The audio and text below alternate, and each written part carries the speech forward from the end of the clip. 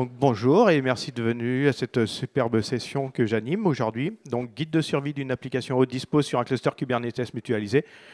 Je me suis entraîné à le faire. Du coup, je vais vous raconter ce qui s'est passé sur ma vie de plateforme ingénieur sur une plateforme d'observabilité. 2 ans de Kubernetes, ça marche aussi bien le retour sur du mutualisé, donc sur un cloud provider GCP, ou sur du Vanilla, vous auriez installé sur un Rancher. Je vois des gens de chez Nutanix, si vous avez un cluster Nutanix, c'est pareil, c'est la même vie. Et du coup, je vais essayer de décortiquer ce qui m'est arrivé sur les 2 années. Donc du coup, je m'appelle François Berthaud, je suis Captain DevOps chez les garçons et les filles et les garçons de la tech, je suis coach DevOps, je suis Platform Engineer, je suis SRE, je suis dev, architecte, je fais le barbecue, je fais de l'observabilité, j'adore Cube et l'année dernière j'étais avec un bras cassé, j'ai fait une session de Chaos Engineering et du coup j'adore le Chaos Engineering. Du coup c'est ce que je vous disais, du coup je vais faire une petite étude de cas sur ma vie de plateforme ingénieur, donc sur un client où je ne pourrais pas le citer. Mais du coup, il faut savoir que en gros, j'avais une application au dispo d'observabilité. Donc du coup, pourquoi ça doit être au dispo? Parce qu'en gros, c'est moi qui ai inséré les logs et les métriques. Et donc si mon appli elle tombe, j'ai les 5000 serveurs qui, eux, quand ils pingent, ils font ah le serveur il est down et du coup alerte et 5000 tickets d'alerte qui tombent. Moi, je me fais engueuler, quoi. Du coup, c'était pas cool. Donc, du coup, au dispo, aucune pitié du lundi matin au dimanche soir. Il fallait que l'appli, elle soit up. On n'avait clairement pas de... Si je devais faire une interruption de service, il fallait que je m'y prenne 3 semaines à l'avance. C'était juste l'enfer. Du coup, au début, c'était vraiment l'enfer. Et du coup, il y a des choses que j'ai appris. Du coup, j'ai mis en place de l'observabilité. Pour une plateforme d'observabilité, c'est plutôt le principe. Mais du coup, on s'aperçoit, et du coup, je vais essayer de vous démontrer pourquoi c'est utile. Et après, ce sera un deep dive. Et aussi, j'ai une petite particularité. Celui qui arrive à me trouver le nombre de logos de la CNCF que j'ai caché dans mes slides, je lui offre un ticket anniversaire des 10 ans de Kubernetes, parce qu'aujourd'hui, c'est l'anniversaire du premier commit d'il y a 10 ans de Jeff. Du coup, je vous l'ai dit, j'ai pas le droit de citer le client, enfin je lui ai pas demandé la permission, donc du coup je me suis dit que pour aider les gens, j'allais prendre une plateforme microservice, donc, le standard, quoi. 2024, tout le monde fait du microservice. Ça ressemble pas vraiment à ça, mais c'était un peu ça notre application en du multilangage. Et je me suis basé sur la démo qui est sur OpenTelemetry.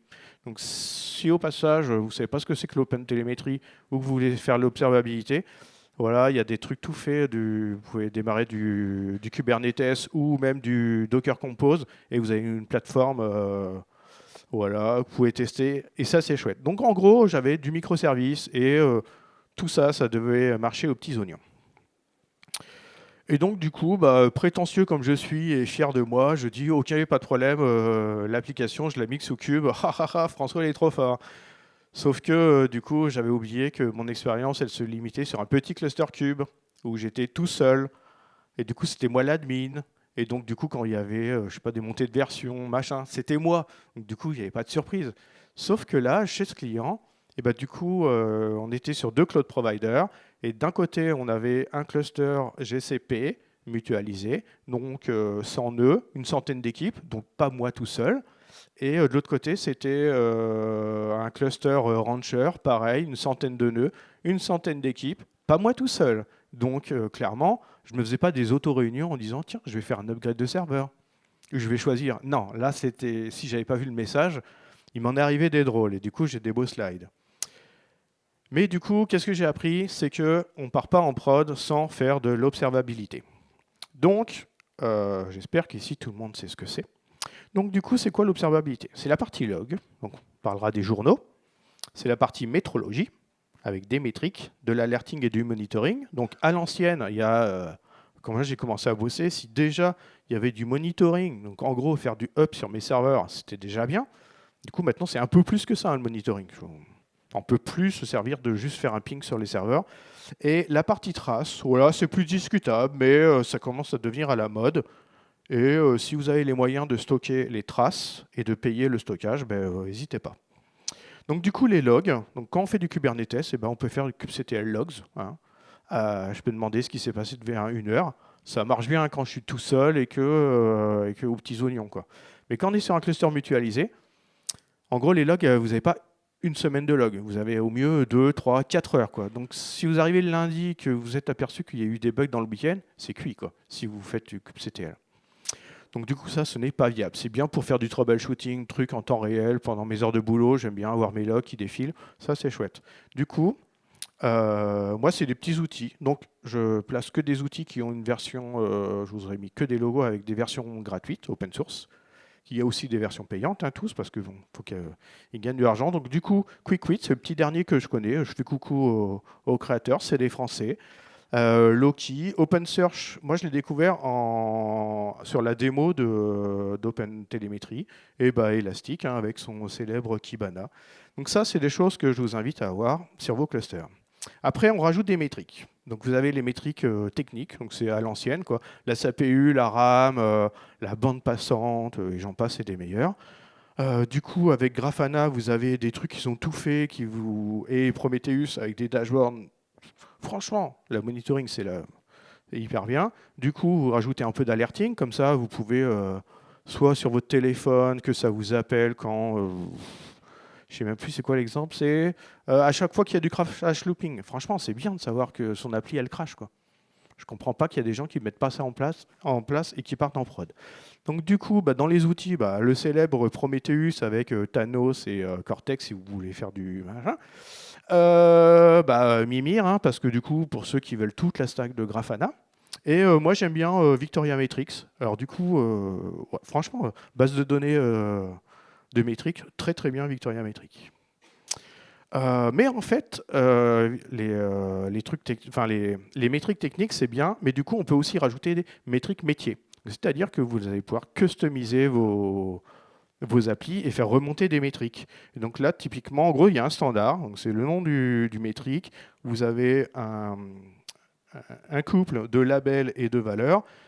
Et on a donc une valeur pour un timestamp. Et donc, du coup, on peut, par exemple, là, dans la démo, c'était App Payment Currency. Donc, c'est en gros, à chaque fois que quelqu'un fait un paiement, et s'il paye en euros, et ça fait un compteur, quoi. C'est cool. Franchement, mais du coup, ce n'est pas une base de données. Donc, c'est plus pour avoir un indicateur. Chez mon client, on avait des métriques métiers comme ça dans le bureau du DG. Il avait le chiffre d'affaires du site de e-commerce sur sa grande télé. Enfin, voilà, c'est des choses on peut aller plus loin que les métriques techniques, quoi. Les métriques métiers, ils existent et il faut les exploiter. Et donc, du coup, j'ai mis un exemple de Spring Boot où c'est juste une librairie. Franchement, en 2024, celui qui ne l'a pas, il rate des choses. Vous avez les traces. Il y a des gens qui disent que chercher un bug dans une application microservice distribué sans trace, c'est un peu comme chercher comment on appelle ça, au nez, quoi. Donc si vous avez une petite appli que vous savez exactement comment tout marche, vous n'avez peut-être pas besoin de traces. C'est discutable. Mais si on vous livre une application que vous ne savez pas ce que c'est et qu'on ne vous dit pas quand est-ce qu'on relivre des trucs, c'est quand vous avez des trucs en spaghetti, ça vous permet d'avoir des schémas. Et donc, du coup, le service A, il appelle le B, qui appelle le C, qui appelle aussi le D, qui appelle le E. Et ça permet d'avoir une représentation comme ça. Et donc, vous avez des outils comme Jaeger qui le fait très, très bien. Et du coup, c'est gratuit. Et il n'y a que le stockage qui coûte. Bon, voilà. Du coup, les traces. Donc, du coup, avant de partir en prod, moi, je fais un coup de pyroscope. Donc, pyroscope, c'est du scan de consommation. Du coup, il ne faut pas le faire sur une appli vide, quoi. Si vous avez un serveur de dev, le lancez pas comme ça. Ah, mon appli, elle marche bien, je peux aller en prod. Non, il faut un peu la stresser. Parce que, voilà, le but. Donc, du coup, moi, j'aime bien Cassis pour stresser les trucs. Ça s'écrit en JavaScript, c'est bien. Il y en a d'autres, hein. Mais du coup, moi, j'aime bien ça. Je l'ai découvert parce que à l'époque, je bossais avec des gens qui faisaient du Node.js. Et donc, du coup, c'était le même langage qu'eux. Et donc, du coup, au début, je leur ai fait les premiers scénars. Puis à la fin, c'était eux qui le faisaient. Et du coup, un peu de chaos. Du coup, moi, j'aime bien tester Chaos Cube. Chaos Cube, franchement, c'est une classe de Go. Et ça shoot des pods au hasard sur le cluster. Et donc, au moins, vous pouvez le mettre sur le serveur de dev. Et si personne ne se plaint, c'est que du coup, les confs sont bonnes. Et Litmus, ça va un peu plus loin. Vous pouvez saturer les disques.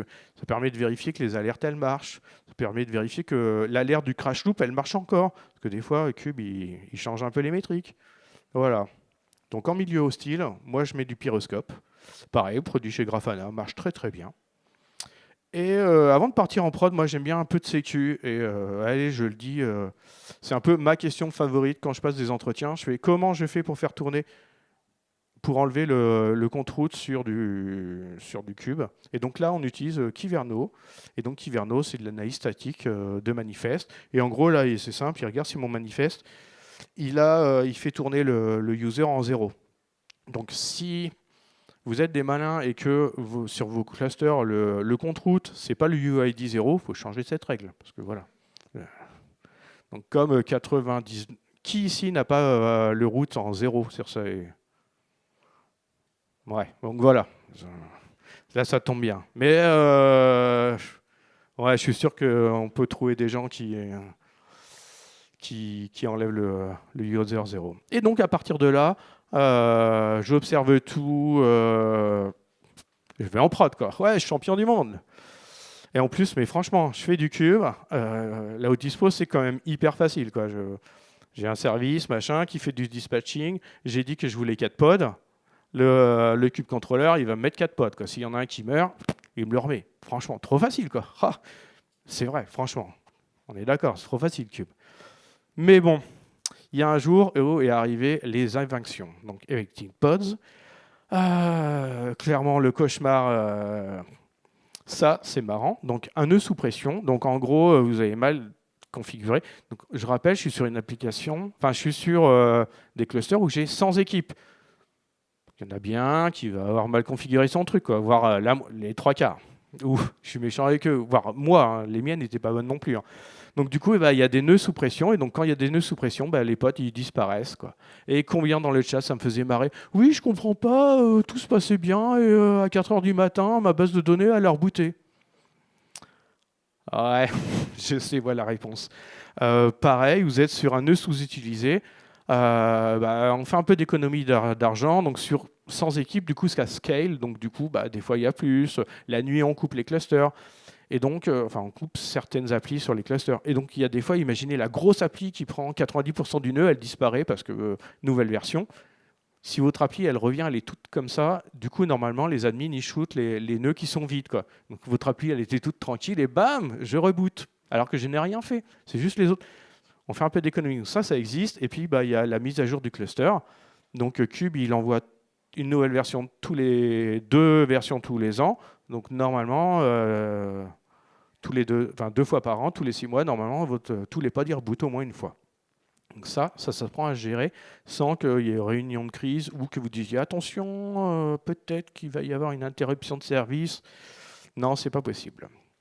Du coup, on va repasser sur les fondamentaux. Donc les ressources. Donc les ressources sous Cube, il y a des requests et des limites. Donc c'est une définition. Donc ça, c'est un manifeste de base. Donc on a les requests, c'est la quantité garantie sur un nœud. Donc par exemple, je veux un nœud qui me donne 1 giga de RAM et 3 CPU. Et la limite, c'est la quantité maximale que je suppose que je veux que mon application consomme au maximum. C'est-à-dire que vous pouvez demander un nœud avec 1 giga de RAM, mais on dit « Ah, parfois, j'en consomme 10 ». C'est là où, du coup, tout à l'heure, on commence à dire « J'ai surchargé ». Si tout le monde commence à sous-surcharger.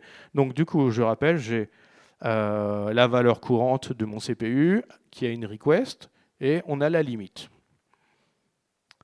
Et avec ça, du coup, on a les premiers novices qui font « Mais c'est quoi un home killed ?» Donc un home killed, c'est Kubernetes qui, en fonction de l'usage de mémoire, si l'usage mémoire dépasse la limite demandée, il shoot le pod. Donc voilà. Donc du coup, c'est à vous de soit mieux designer l'appli horizontalement, soit verticalement. Et chose différente pour la CPU, lui, il fait du throttling. Donc en fait, c'est une tendance à dégrader un peu la perf, mais au moins, il n'arrête pas l'application. Donc il y a une petite partie de quota, de période où au début, on fait « Allez, je suis un peu tolérant », et puis après, il bloque. Donc du coup, l'appli, elle est juste, si vous avez dit un CPU, et qu'elle a besoin de plus, on va la brider, alors que la mémoire, elle le shoot. Donc c'est là où Robusta vient en jeu, avec son appli de KRR. C'est pas mal, c'est du client un peu lourd, qui vous permet de faire de la prédiction et qui vous dit bah, non, là, tu as mis 3 Go de RAM, tu n'en as pas besoin de 3, 1, ça marche.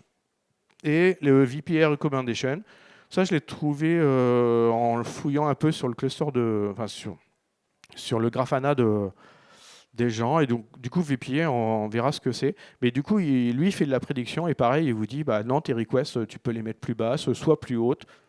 Du coup, bah, au lieu de les mettre au pif, il y a des outils qui existent. La qualité de service. Donc ça, c'est un truc, moi, dans ma vie, j'ai toujours vu du Burstable. J'aimais bien Burstable. Le nom, il claquait, quoi. Je fais, ouais, je suis en mode Burstable. Après, j'ai lu la doc. Je fais, ah, mon Dieu, je me suis encore trompé. Du coup, ça va sur un peu la surcharge de cluster. Donc, on a 3 modes en qualité de service. Vous avez le best effort. Donc là, c'est quand vous mettez ni limite ni request sur vos pods. Si vous mettez au moins une request ou une limite sur vos pods, vous êtes devenu en burstable. Et si vous avez mis les mêmes valeurs CPU mémoire en limite et en request, vous venez guaranteed. Donc du coup, quand vous avez une surcharge de nœuds, donc on va avoir un nœud avec 10 Go et tout le monde a mis une request à 1, donc du coup, potentiellement, je peux avoir 10 applis qui demandent 1, mais sauf que les 9 autres, qui ne sont pas les miennes, eux, ils ont dit, je peux monter à 5. Et donc imaginez bien que quand tout le monde charge et que moi je suis mon appli toute seule, et du coup Cube il va faire je dégage. Et il y a des gens qui vont être prioritaires et pas d'autres. Et donc les gens prioritaires, c'est certainement ceux qui n'ont pas mis ça, c'est moins ceux-là, et les seuls qui vont être sauvés par le scheduler, c'est ceux qui seront en garantie. Mais du coup, si tout le monde fait ça, ça a une tendance à un peu surcharger et faire de la surréservation, du surbooking de cluster. Donc du coup, après, vous allez avoir les gens qui ont fait, les admins qui vont venir, enfin, oui, mais alors du coup, il faudrait peut-être que vous fassiez attention parce que vous consommiez que 20% que ce que vous avez réservé. Donc il y a un juste milieu et il y a des gens aussi il y a un débat qui dit qu'on ne doit pas mettre de limite sur la CPU. Mais du coup, si on ne met pas la limite, parce que du coup, ils disent comme ça, les pods, ils peuvent balancer, mais du coup, on est forcément burstable. Et donc, s'il y a quelque chose qui se passe mal et qu'on n'est pas le prioritaire, on va se faire virer. Et donc, quand vous avez une appli où on vous dit, quoi qu'il en coûte, vous devez être up, du coup, il faut se mettre là. Mais si vous avez une petite appli de base de données de vos DVD, voilà, vous pouvez vous mettre là-bas, voire même descendre votre priorité en disant, s'il y a un problème, tu me shootes le premier, il n'y a pas de souci. Oh my god, tous mes potes viennent de rebooter. Ça, c'est drôle.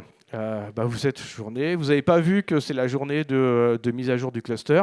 Et là, bam, le pod 1 vient de tomber. Le 2, le 3, le 4, le 5. Là, je deviens tout pas, merde, je suis dans la merde. Mon appli, elle est tombée. Enfin, mon service principal de métrique. Et là, je pleure. Je sens que je vais me faire tuer. Je vais avoir 5000 alertes qui vont me demander. Donc, du coup, il y a des choses qui se passent dans Cube. Clairement, comment on fait une mise à jour de Cube? Donc, on prend un nœud, on met une nouvelle version du nœud, la bleue. Là, on lui dit, bon, celui-là, je vais le mettre à jour. Donc, du coup, on arrête de mettre des nœuds dessus, des pods dessus, et après, on va les déplacer les uns après les autres. Donc, c'est ça. Donc, typiquement, on va avoir 100 nœuds, donc 1 par 1 ou 10 par 10, ça dépend de la politique. Et donc, du coup, tous les nœuds vont rebooter. Donc, vos pods, ils vont tous y passer dans la journée ou dans l'après-midi. Il y a le PDB qui existe, c'est le Pod Disruption Budget. Donc, c'est une règle qui dit, moi, je veux, Kubernetes, que tu me sauves au moins n pods sur tout ce que j'ai. Donc, on peut lui dire, Kubernetes, tu m'en laisses minimum 3 de up. Et après, les 4 et 5 que j'ai en plus, ceux-là, tu peux les shooter, mais minimum, tu m'en laisses 3. Ça ne compte pas si vous avez des pods qui rebootent. Hein. C'est vraiment sur la politique de redispatchage. Donc le PDB, c'est ça. Vous dites à Cube, tu me sauves au moins un nombre minimum. Ne mettez pas le nombre minimum égal au nombre de pods. Parce que du coup, ça ne marchait plus. Et du coup, les admins Cube, ils vont venir, enfin, mon truc, il est mis en vrac parce que tu nous bloques. Donc, voilà. Donc, attention, vous laissez, soyez sympa avec les admins Cube. Une autre politique aussi qui arrive, c'est que, par exemple, chose qui est arrivée, c'est l'exemple où je disais que je les ai vus tous arriver, les alertes, tout truc qui tombaient. Tous mes pods, ils se sont retrouvés sur le même nœud. Et donc, pourtant, j'avais bien mis mon PDB machin. Sauf que les admins, ils ont mis un timeout. Ils ont dit, si le pod il n'a pas redémarré au bout d'une minute, je m'en fiche. Sauf que moi, j'avais une vieille, enfin, pas une vieille appli, mais il y avait un truc qui prenait du temps et du coup, ça mettait 1 minute 30, 2 minutes pour démarrer. Donc, du coup, bah, moi, les time-out, et il y a des choses qui font que vous pouvez lui dire non, mais tu mets pas tous les pods sur le même nœud. Et donc, il y a des gens qui utilisent la pod policy. Oh my god, non! Parce que du coup, la pod policy, on peut dire le pod numéro 1, il va sur le numéro 1. Alors, ça veut dire que moi, je dois écrire j'ai 5 pods, ou voir c'est scalable, c'est pas possible, quoi. Ça, c'est beaucoup mieux, la topologie. On peut lui dire le nombre max de ce qu'on veut. Et donc là, moi, je lui ai dit, je veux un pod maximum de ce que je veux, donc avec le label. Et je suis sympa avec les admins. Je suis bon, si tu n'as pas réussi à me trouver machin, tu peux les dérouler. Mais on peut dire, par exemple, je veux 2 au max. Et si il y en a plus que 2, et ben mon pod, je ne veux pas le redémarrer et je veux que tu me popes un nouveau nœud. Ça, c'est plus compliqué. Mais il y a des choses qui font que du coup, moi, dans mon histoire de machin, donc si mes 5 pods, ils sont sur 5 nœuds et que j'ai mis mon PDB, et ben je sais que ça va bien se passer, en fait, mon appli, elle va perdre un nœud, mais de toute façon, j'ai dit à Cube d'en mettre 3, et que du coup, vu qu'ils sont sur 3 nœuds, enfin sur 5 nœuds différents, ça va bien se passer. Voilà comment on sauve une mise en... Enfin, comment on ne se foire pas sur un update de cluster. Après, dans les trucs intéressants, c'est les sondes. Alors là, les sondes, j'espère que je vais en apprendre. On va se remémorer les choses. Donc, le Live Prod, c'est la sonde qui dit « je suis up, je suis up, je suis up, je suis up, je suis up ». Si elle devient non OK, qu'est-ce qui se passe? On restart et on kill le pod. Ça, c'est le Live Prod. On peut lui dire qu'au bout de 3. Donc ça, c'est des confs un peu après. Mais moi, ce slide-là, c'est plus sur les principes. À ne pas confondre avec le Readiness Prod. Non, le Readiness Prod n'est pas le temps de démarrage de mon application. C'est pas ça. Je pensais aussi, et mon truc, ça du orange, machin. Non, le Readiness Prod, c'est quand votre application, elle freeze. Donc, c'est à bien condenser. Et donc, quand mon application, elle freeze, on pourrait la rebooter et faire hop. Mais mon application qui dure 2 minutes, non. Du coup, rebooter un pod, machin, ça fait... Donc, si en plus il freeze, ça veut dire que j'ai plein de trafic, j'ai pas besoin de perdre 2 minutes. Mais par contre, si mon appli elle freeze, je peux peut-être la sortir du réseau pendant 20 secondes. Donc, du coup, on la sort du service. L'application, elle va défriser toute seule. Et dès qu'elle est up, hop, on la remet dans le service. Donc là, il y a une interruption de pod pendant... Moi, j'ai choisi 20 secondes, ça peut être 10 secondes. Voilà, là, ça kill. Là, ça fait juste le mettre en pause et... Enfin, même pas en pause, ça le sort du réseau. À pas confondre, quoi. Et enfin, le Startup Prod. Donc, si vous êtes une application un peu qui met du temps parce qu'elle va chercher sur les buckets, machin, la conf, plus après, elle interroge je ne sais pas qui est de l'autre côté de la planète et qu'au final, elle met 2 minutes. Donc, ça ne sert à rien de lancer ces trucs-là avant. C'est le Startup Prod. Donc, vous avez une appli qui met 2 minutes à démarrer. Vous mettez la Startup Prod. Du coup, il ne va pas faire ça. Donc, pendant 2 minutes, il est tranquille. Au bout de 2 minutes, il va regarder, Live Prod, il part. Voilà. Donc ça, j'espère que du coup, plus personne ici ne fera l'erreur. Du coup, Kubernetes, c'est franchement trop facile. Le rolling update. Donc le rolling update, j'ai des pods. Ça, c'est la façon classique de déployer dans Kube. Hein. Franchement, le truc, il est tout fait. Ça marche du feu de Dieu. Du coup, je vais une nouvelle version. Donc du coup, il me redémarre la nouvelle version. Donc là, techniquement, à un micro-instant, pendant, ça dépend de vos... Il y en a plus que ce que j'ai besoin, et après, quand celle-là, elle est up, il kill la deuxième. Celle-là, tout va bien. Mais il y a des fois, vous faites des updates de stratégie, par exemple, ou vous voulez changer, je ne sais pas moi, qu'est-ce qui est mutable, la taille de vos PVC. Et du coup, vous ne pouvez pas faire un rolling update. Du coup, vous êtes obligé de lancer une deuxième application. Donc, il y a le blue-green déploiement. Donc, ça se fait à la main. Vous faites en Ingress. Vous déployez votre deuxième application, puis vous jouez avec l'Ingress. Vous faites hop là. Ça marche aussi. C'est Sioux, mais ça marche. Enfin, ça marche bien.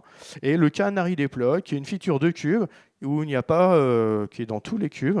Et du coup, je l'ai appris au patron du Kubernetes. Je fais, il y a ça chez machin? Je fais, bah ouais. Et donc, du coup, le Canary Deploy, c'est En gros, vous pouvez dire soit toutes les HTTP. Vous pouvez dire par exemple mes clients VIP, je leur mets des headers HTTP et du coup ils vont sur la nouvelle version. Ou alors vous pouvez dire, c'est comme ça que moi je l'ai utilisé, 10% de ma prod, je la mets sur la nouvelle version. Parce que je cherchais une fuite de mémoire et du coup je ne pouvais pas mettre mon truc prototype sur toute ma prod parce que du coup mon truc était foireux, je cramais les 100%. Là du coup en 10%, je pouvais faire un test que sur une sous-partie de mon ensemble. Et si j'avais vraiment remis un nouveau bug dans le système, je plantais que 10% de mes clients. Donc, Canary Deployment, c'est juste, ça se fait bien, c'est hyper bien documenté dans Cube et c'est presque natif. Enfin, c'est natif à Cube. Donc, du coup, maintenant, on est sur une application où on sait ce qui se passe, on sait quand est-ce qu'elle reboot, quand il y a des updates de prod de cluster. On ne transpire pas, il n'y a même plus besoin de prévenir les clients qu'il va y avoir des soucis. Du coup, on va commencer à optimiser. Donc, du coup, c'est là où on découvre le HPA. Donc, c'est du scaling horizontal. Donc, j'ai 3 pods et quand j'ai un pic de clientèle, je rajoute des pods. Donc, ça marche bien. Par défaut, avec la V2 de l'API, on peut le faire sur la CPU, la mémoire. Et quand on va bidouiller sur la conf, moi, j'aime pas ça. On peut rajouter les custom métriques dans le VPA. C'est chouette parce que du coup, dans les statuts, on a les métriques, mais moi, je trouve que c'est lourdingue. Et du coup, je préfère utiliser Keda, qui est un produit qui vient en plus, et il vient avec plein d'outils. Et donc, du coup, moi, c'était, vu que vous avez vu que je faisais de l'observabilité et que j'avais mes propres métriques, et du coup, je me suis fait un ABAC et j'ai dit, mon métrique, qui était le volume en temps réel de ce qui se passe, machin, et donc, en fonction de ce que j'avais, ou la liste de mes queues, ça marche aussi. En gros, on peut faire une requête prom, c'est du promql. Et en gros, là, l'exemple, c'est du rating sur le HTTP request. Et il fait un threshold à 100. Et il s'active à tous les 5 Donc, c'est-à-dire, en gros, ça doit être à partir de 100. Et tous les 5, il me rajoute un pod. Et ça, c'est sur des métriques. La CPU, la mémoire, voilà. Moi, j'aime bien Keda, quoi. Voilà. Et donc, du coup, j'ai mes propres métriques et je peux customiser mes trucs. On peut faire des équations, on peut faire des trucs assez chouettes. Et du coup, je suis plus. En plus, maintenant, je commence à faire de l'économie. Du coup, mon client, il est content parce qu'au début, je me ramenais, je faisais mes 8 pods parce que je sais qu'entre 12h et 16h, j'ai un pic. Mais il fait, ouais, mais de 18h à 8h du matin, tu n'as pas de trafic. Du coup, HPA quoi. Et donc, franchement, hyper facile. Keda, du coup, ça rajoute un bottleneck dans votre appli. Mais du coup, c'est les admins Cube et c'est pas moi l'admin. Donc. Moi, je m'en fiche, je les ai prévenus, ils m'ont fourni la feature, je l'utilise. Dernière feature, donc du coup, voilà, on en est au point où mon appli elle est stable. Et du coup, je commence à faire du scaling horizontal et du coup ils sont hyper fiers de moi machin et ils font ouais mais François tu consommes mais vraiment trop quoi, j'ai surréservé les trucs et là du coup j'ai découvert VPA, donc le vertical pod auto scaling. Donc on a vu le scaling horizontal et maintenant c'est le scaling vertical. Donc en gros c'est j'ai un pod et avant quand j'avais besoin de puissance j'en rajoutais et là on peut dire plus gros ou plus petit. Voilà, typiquement. Hein. Sauf que il est en mode recreate. En gros, à chaque fois que VPA il dit quelque chose, lui, il kill le pod. Bah oui, parce que quand vous faites quand vous modifiez les requests ou les limites, votre pod il redémarre dans Cube. Bah oui. Donc du coup, ça c'est pas le genre de truc à faire si par exemple vous avez une appli qui consomme au démarrage. Donc imaginez-vous. Et là, le truc, il fait ah tiens, je vais te mettre plus de RAM. Ah, mais je suis en train de redémarrer, c'est con, tu vas redémarrer, ça va pas marcher. Les trucs de ML, c'est pareil, ça marche. Enfin, vous avez planté ça marche sur des bases de données. Quoi. On sait qu'on a besoin de trucs. On fait ah, attention, je vais redémarrer et hop, je serai un peu plus gros. Et il y a quelqu'un qui m'a dit qui c'est qui va utiliser cette feature de Et c'est parce que du coup, ça c'est un truc que j'ai découvert à la KubeCon. Et c'est là où j'ai mis le slide et il a fait machin. Il connaissait pas. Donc le mode Recreate. Donc c'est une feature qui arrive sur la 27 et pas la 28. La Resize Policy. Et donc du coup, avant c'était forcément un restart container. Et là il y a Not Required. Donc du coup, là, si VPA il vient, il change le pod. Avant il redémarrait. Et maintenant vous avez le mode in place. Et du coup, il peut redesigner en temps réel et dynamiquement la mémoire ou la CPU, enfin l'allocation de ces groupes. Donc vous pouvez faire l'exemple. L'exemple en gros c'est vous faites un patch sur vos limites. Enfin déjà vous mettez ça. Plutôt cette partie-là, parce que celle-là va faire rebooter. Et vous patchez la CPU. Et après, vous allez voir dans... putain, c'est où? Dans le file system, le C-group, le fichier avec le descripteur, avec la quantité du C-group qui va bien. Et vous allez voir qu'il modifie bien l'allocation de CPU. Et du coup, il resize et il ne redémarre pas l'appli. Donc du coup, ça veut dire que si vous êtes malin, vous pouvez inventer des trucs. Voilà. Je n'ai pas mis en prod encore, mais je pense que je vais patcher à 20h tous mes trucs. Parce que du coup, avant, je limitais bizarrement. Et du coup, la nuit, j'avais plus mes 3 postes. Parce que du coup, j'aimais bien en avoir au moins 3. Mais du coup, 3 qui étaient patchés, du coup, maintenant, je vais en avoir 3 plus petits. Et voilà. Et je reviens. Ça, le VPA qui marche sur la CPU et la mémoire, le mettez pas en même temps que celui-là. Parce que sinon, ça va mal se passer. Parce que du coup, vous allez scaler, l'autre, il va dire « Ah mais non, moi j'en veux des plus petits ». Et au final, vous allez avoir des fermes de tout petits pods. Voilà, donc VPA et HPA ne marchent pas sur les mêmes métriques. Sauf si vous aimez bien que ce soit rigolo. Voilà, du coup, voilà, le parcours, il est pas mal. Normalement, vos templates, ils devraient devenir rigolos, et maintenant, il ne devrait plus y avoir de champs bizarres mis au pif après cette présentation. Donc, ça ne marche pas, bien sûr, si vous êtes tout seul sur votre cluster, et la moitié de ce que je vous ai présenté n'a pas de sens. Si vous êtes sur un cluster mononeux, vous n'avez qu'un seul pod, que vous n'êtes pas scalable, pareil, ça ne sert à rien de mettre... Voilà, il y a plein de choses. Donc là, on est sur du cluster avec une vraie utilité, parce qu'il y a un grand débat de est-ce que toutes mes applis doivent aller sur Cube? Ben non, si tu es tout seul et que tu n'as qu'un seul nœud, fais pas du Cube. Voilà, moi j'étais sur un endroit où on avait 2 clusters de 100 nœuds avec 100 applications dessus. Voilà, c'est un truc qui mérite du Cube, quoi. Voilà. Donc bien choisir si on a besoin de Cube. Et donc, observer, investiguer, comprendre, expérimenter et enfin partager. Voilà. Merci beaucoup.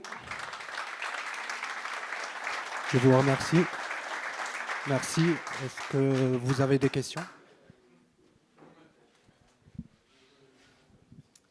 Est-ce que tu as essayé le VPA in place avec du sandboxing style Divisor ou Kata?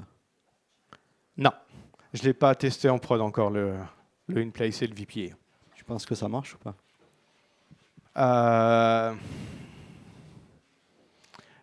falloir voir les...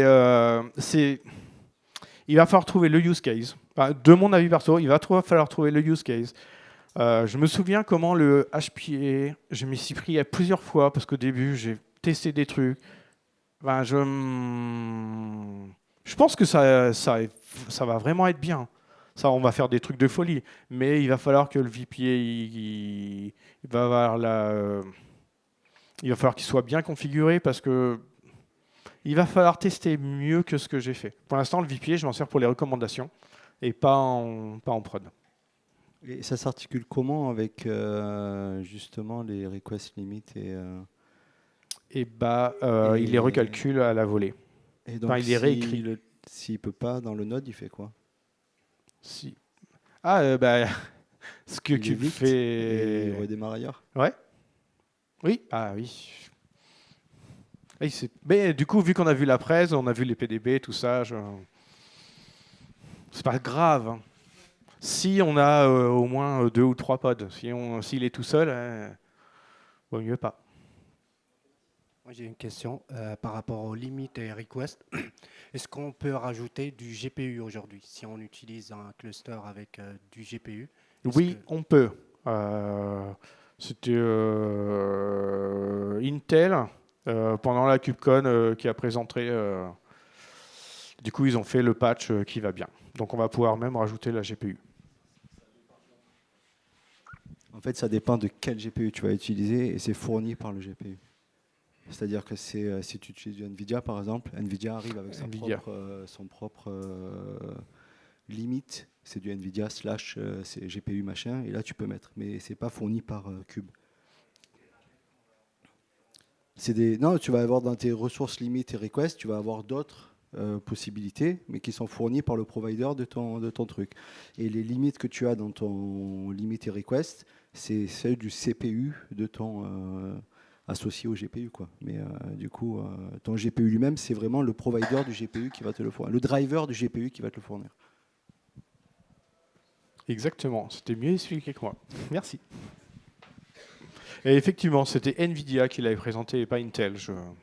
Pardon. Vous avez d'autres questions? J'ai une question pour l'Assemblée. Est-ce que quelqu'un a trouvé le nombre de logos du coup?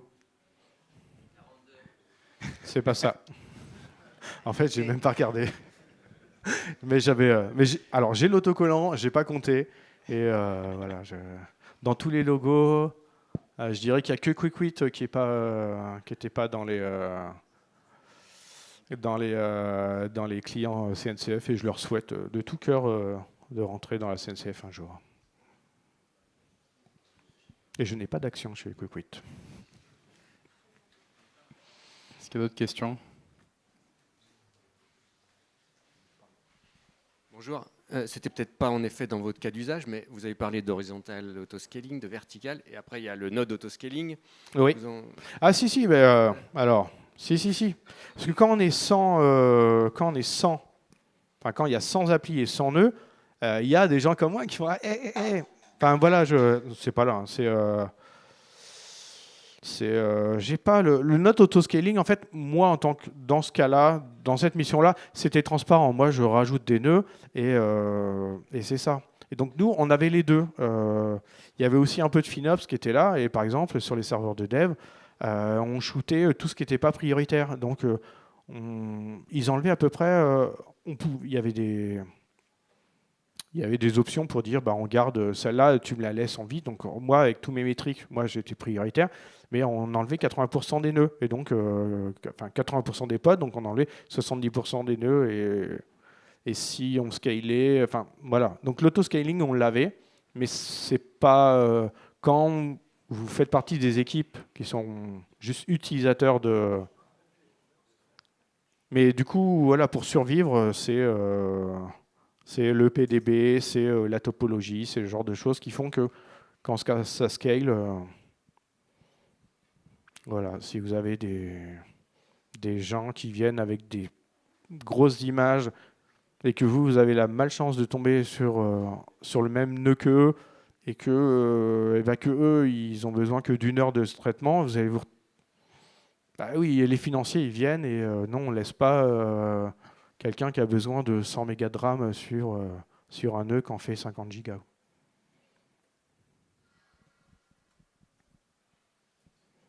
On a encore du temps s'il y a d'autres questions. Bon, je vous remercie d'être venu. Je crois qu'ils ont faim là. Et bon appétit.